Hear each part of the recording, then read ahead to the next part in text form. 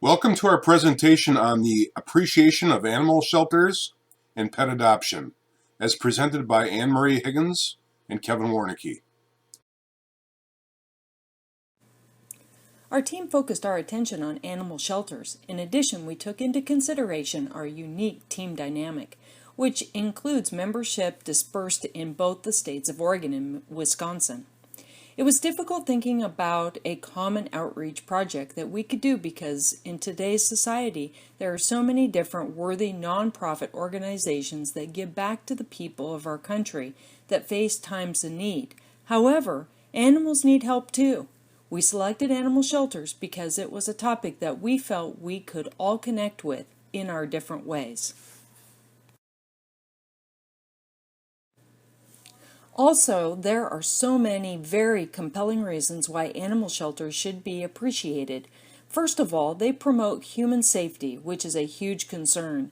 Animals are abandoned, abused, and left for dead, and not for the care of animal shelters and animal control agencies. These animals would overpopulate and run wild throughout our towns and cities. Just think of the chaos that would occur without animal shelters and agencies to control animals, like the spread of disease, the poaching of livestock, and the potential for contaminating our food sources, as well as endangering people and our wildlife. Animal shelters and animal control agencies take animals off the streets, find them homes, or give them mercy in times when animals cannot recover from health issues or life-threatening injury. Shelters also give us places to learn and grow. Many shelters have solid public education programs for kids and adults alike. Like in all other areas of our lives, knowledge is power. The more we know, the better equipped we can be to help animals and people in our communities. Shelters make love connections and supply us with the best friends. There are not too many places one can go and walk out with a lifetime supply of unconditional love. Shelters do a great job of helping adopters make decisions that are the best interest of the pet and family. And shelters build floodgates to stem the rising tide of unwanted puppies and kittens. Through aggressive spay and neutering efforts, low-cost voucher programs, in-house clinic, partnerships with community veterinarians, shelters address the root cause of overpopulation and homelessness rather than simply dealing with the aftermath.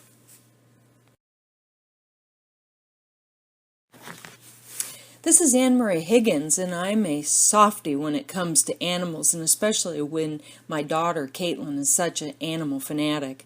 The shelter that I chose to volunteer my time with is the Cat Adoption Team, CAT, located in Sherwood, Oregon, who is the Pacific Northwest's largest nonprofit limited admission cat shelter with its full-service on-site veterinary hospital. CAT and communities work together to find loving lifetime placement for homeless cats and kittens in need. The cats available for adoption from CAT come through public surrender and partnerships with local county shelters, rescue groups, and veterinary offices. CAT works to take in cats that might otherwise be euthanized. They are considered a no-kill shelter unless the cat is ill or has a life-threatening injury. CAT saves close to 3,000 lives per year and relies heavily on the support of private donations and generous volunteers. On a personal note, last spring, we lost one of our dogs and my daughter was very upset and wanted to adopt a new animal. I was not inclined to take on the responsibility of adding a new puppy to the family because of the time commitment necessary, but thought it would be perfect to replace our lost family member with a new cat. So in doing a little research, I found the cat adoption team and we visited the shelter. The people were absolutely fantastic and I fell in love with the organization and their cause. On that day, we adopted our new kitten, 5-month-old Stella. The shelter had already completed her spay, tested her for feline diseases and parasites, inserted a microchip, and gave us a kitten starter kit full of goodies, all for $125. And she is everything the volunteers said she would be at the shelter: warm, friendly, and loving. She is an excellent new member of the family, a member that my daughter so very much loves. My name is Stella. I was born in the state of Missouri to parents that could not provide for me. Being homeless and alone, I was taken in by an animal shelter where I was cared for since birth. The animal shelter in Missouri became overcrowded and many of my furry friends disappeared, never to be seen again. However, I was put on a plane and traveled across the United States to the state of Oregon. The cat adoption team took me in, fed me, and cared for me, until one day a young girl named Caitlin came and made me part of her family. Less than 1 year ago, I did not know if I would ever feel the love of family, but now I know I am home. After that amazing experience, I decided that I would look into volunteering my time at the shelter. I made the decision before the start of this class, but was excited to see that one of the deliverables in this course was to volunteer time. However, volunteering at CAT is not easy and is more of a journey than a one-time destination. On April 23rd, I started the process by attending a mandatory 2-hour volunteer orientation seminar. My daughter participated in the orientation with me, and we will be involved in volunteering time to the organization as well. We learned about the organization and their mission, our mission is to save the lives of homeless, unwanted, sick, and injured cats, and to work with our communities to provide feline expertise and quality programs and services for people and cats, as well as all of the great services they provide to animals and to the communities they serve. I even found out that they supply cat food for anyone who receives food delivered from Meals on Wheels. Furthermore, to my surprise, the cat organization runs an outreach adoption centers at PetSmart stores in Clackamas, Hillsborough, Beaverton, and Tualatin. Additionally, outreach adoption centers are located at the Petco in Tualatin and the Pet Loft in Johns Landing.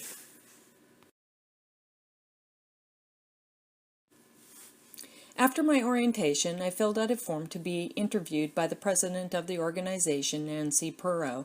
As stated, this has been a journey. No one can volunteer at the organization unless they complete all steps of the process, and that includes a phone or in-person interview after you complete the orientation. I chose an in-person interview. During the interview process, Nancy asked me questions about my experience with cats and why I wanted to volunteer. I told her the story about my experience in adopting Stella from the shelter.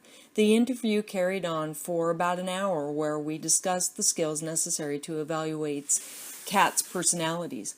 We also discussed the need to accurately place cats in adopted homes that will be the best experience for all involved, the family and the pet. After the interview had concluded, she took my picture for my badge to be created. I am officially a volunteer in training. Yahoo! When we were done, she took me on a complete tour of the facility and introduced me to several people, all people that I will be working with shortly. The position I am in training to fill is a cat adoption counselor, and my daughter is going to be my assistant, a kitten wrangler. I will be working with the cats to get to know them and understand their personalities. Also, during the hours that the shelter is open, I will work with the potential candidates that are looking to adopt cats to complete an application and sign a contract which outlines the organization's adoption guidelines. My assistant, Caitlin, will help care for the cats and get them ready for transport to their new loving homes.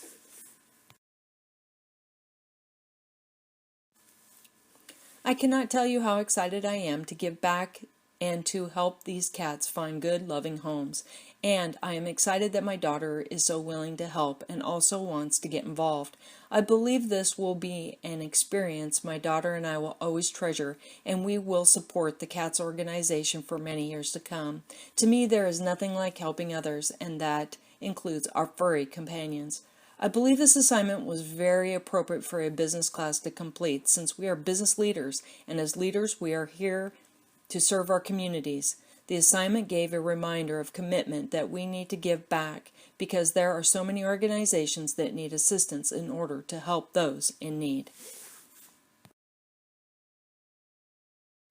Hello, my name is Kevin Warnicki, and part of the community outreach team to appreciate and serve animal shelters and pet adoption agencies. I decided on my local humane society for two reasons. First, they recently moved into their new facility close to my house, which sparked my curiosity to understand what they did, how they managed the pets, and what methods they use to place pets with the public. My other reason is my personal connection to my sister-in-law, Kathy, who volunteered much of her free time and talent to help this center until she passed away approximately 5 years ago. Kathy rescued her two dogs, Boomer and Grizzly, from this location, which both have since passed. My supervisor for the day was Erica, who was standing in the picture holding a mop. We started the day by rushing through the hold harmless insurance waiver forms that I frankly blindly signed without gaining a true understanding to my surrendered rights. But she laid out a list of tasks for me to accomplish, which included cleaning the pet visitation rooms, bathrooms, and the floors in the hallway, entrance, and the lobby. Erica has worked for the Humane Society for 2 years and really likes her job. She seems like a very nice person and is very kind to the animals. Pictured with the pink shoes is Reba, who has worked at the center for a little over 6 months. She applied at the Humane Society because she loves pets and enjoys the daily work. Stacy, who is pictured above right cleaning the cats and their cages, has been working at the facility for a little over a year. I believe she has the most difficult job, as the confined space and concentration of cats is way too much for my taste. The Humane Society staff is a very hard-working group, and it was nice to work with a highly functional team as they all helped each other as needed. However, doing the manual frontline work, such as cleaning the bathrooms, mopping, and scrubbing floors, reinforced a stronger appreciation for my current sales management role. As I reflect on why a community outreach assignment is included within a business course, I believe part of it is to appreciate the value of a good leader and leadership. When you volunteer, the role or task one assumes is typically a follower, not a primary leadership role. The other aspect of volunteering is learning as a student and growing as a person. I believe through community service, students can apply what they have learned in class, such as teamwork and following instructions, to real-life work experience. Volunteering can also sharpen problem-solving skill sets through real-world application, has been documented to positively affect one's well-being, build self-esteem, increases resume value to potential employers, is a great networking opportunity, increases a sense of self-efficacy, and builds upon a sense of personal pride and responsibility. As I left the Humane Society, I had a newfound feeling of community accomplishment and life purpose. Overall, it was a great experience. Thank you. Who let the dogs out? Who let the dogs out? Who let the dogs out?